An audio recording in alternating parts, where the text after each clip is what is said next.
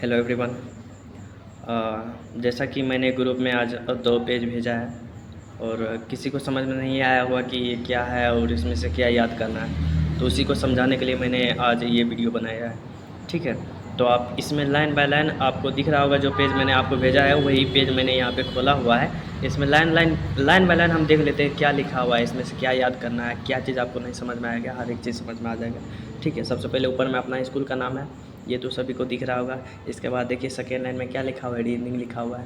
Reasoning क्या है, जैसे हिंदी, इंग्लिश, मैथ जो सब्जेक्ट होते हैं, ठीक उसी प्रकार से एक रीजनिंग भी सब्जेक्ट होता है जो कि कम्पिटेटिव एग्ज़ाम में पढ़ना होता है हमें। ठीक है, तो उसी का एक बेसिक सा पार्ट हम आपको बताएंगे। छोटा रीजनिंग का एक छोटा सा नमूना समझ लीजिए, आपको दिखाने जा रहे हैं। और उसमें क्या करेंगे हम लोग, ए से लेके जेड तक, ए से लेके जेड तक जितने भी अल्फ़ाबेट होते हैं, हर एक अल्फ़ाबेट का हम प्लेस वैल्यू निकालेंगे। प्लेस वैल्यू मतलब होता है स्थान का मान। और अल्फ़ाबेट क्या होती है, अल्फ़ाबेट ऐसे आप समझ सकते हैं जैसे आप हिंदी पढ़े हैं। हिंदी व्याकरण मैंने आपको पढ़ाया है और उसमें बताया था हिंदी की सबसे छोटी इकाई क्या होती है, वर्ण होता है ना, वर्ण। वो या सी रोल मतलब जो भी अक्षर होते हैं उसे हम वर्ण कहते हैं, और सबको एक साथ मिलाकर बोलेंगे तो उसे हम बोलेंगे वर्णमाला। ठीक उसी प्रकार इंग्लिश की सबसे छोटी इकाई होती है ABCD, और ABCD को मिलाकर क्या बोलेंगे, अल्फ़ाबेट। समझ गए ना, अल्फ़ाबेट क्या होती है ये समझ में आ गया। यही ABCD का प्लेस वैल्यू हम याद करेंगे, वह किस स्थान पे है उस स्थान का नाम याद करेंगे। ठीक है, तो याद करना हम स्टार्ट करते हैं। पहला देखते हैं, पहला आपको बच्चे से ABCD पढ़ते आ रहे हैं तो आपको ABCDEF इस सब का तो प्लेस वैल्यू आपको पहले से ही याद होगा। ठीक है,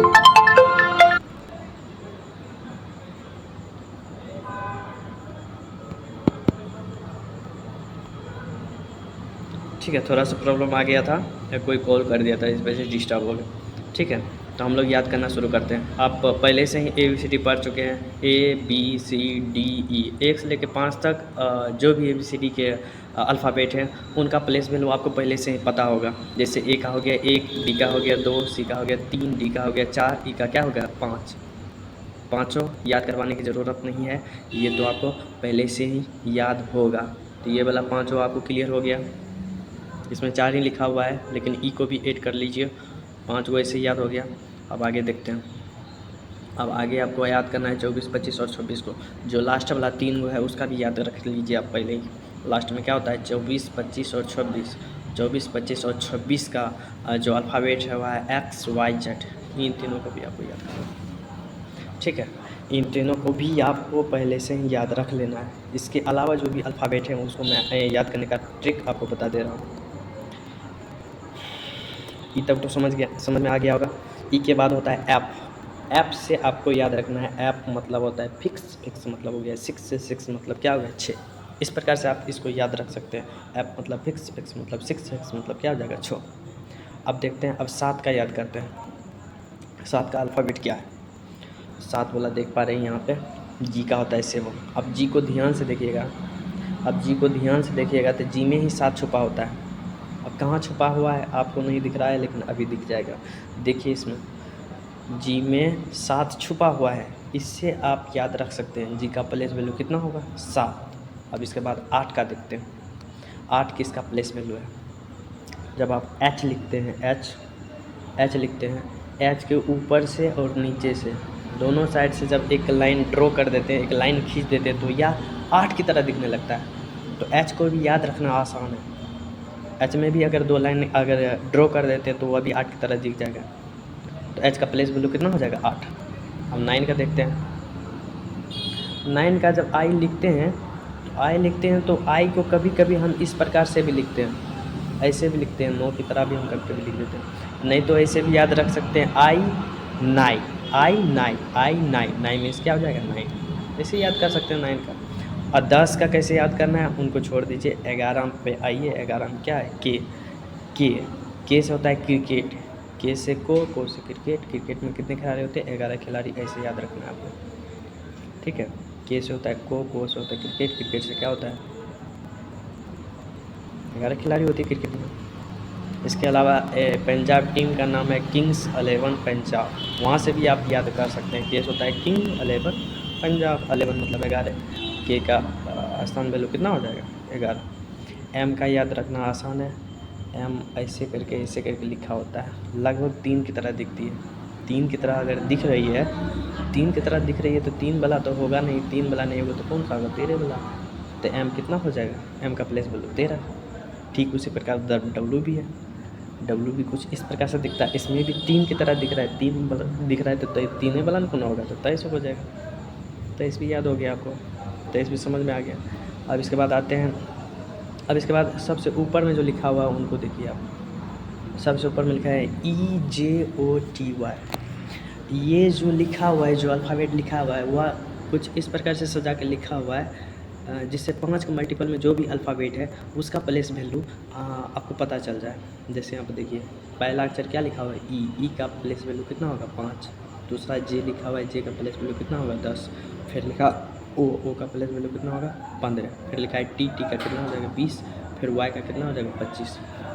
इस प्रकार से 5 के मल्टीपल में जितने भी अल्फ़ाबेट हैं उन सबको याद करने के लिए एक ट्रिक बनाई हुई है, और उसको क्या बोलेंगे? EJOTY।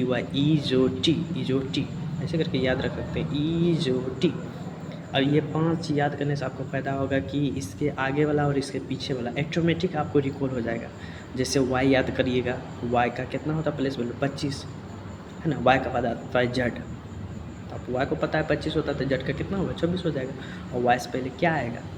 वाई से पहले क्या आएगा? एक्स। जब वाई का 25 हो रहा है तो एक्स का कितना होगा? 24। इस तरह से 5 को अगर ऊपर वाला याद करिएगा तो 15 को ऑटोमेटिक याद हो जाएगा। इसके अलावा मैंने इधर जो भी लिखाया है ये तो मैंने बता ही दिया आपको। अब इधर वाला देख लेते हैं। अब ओ से आपको 15 पहले ही याद हो गया होगा। देखिए EJOTY, ओ है ना इसमें, ओ का कितना होता है? 15। ओ के बाद क्या आएगा? पी का कितना हो जाएगा? 16। इस तरह से याद रख सकते हो। अगर ऐसे नहीं भी याद रखेंगे तो पी दिख रहा होगा आपको, पी कुछ इस प्रकार से है। अगर इसको उल्टा करके लिखे तो क्या छो की तरह दिख तो रहा है? पी को ऐसे भी याद रख सकते हैं, उल्टा करके लिख दिया तो क्या हो गया? छो होगा ना, छो होगा तो ऐसे याद। छो वाला कौन है? 16 का हो गया। ठीक, इसके बाद हम देखते हैं इसके बाद क्या है। उसके बाद इन तीनों को एक साथ याद करना है, Q, R और S के।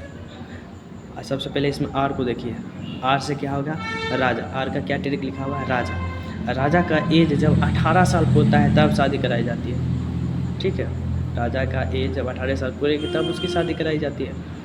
तो R से होता है राजा का एज कितना होता है? 18 साल। लेकिन जो रानी होती है, जो क्वीन होती है, क्वीन की एज राजा से तो कम ही होगी, तो क्वीन की एज कितना होगी? 17 साल।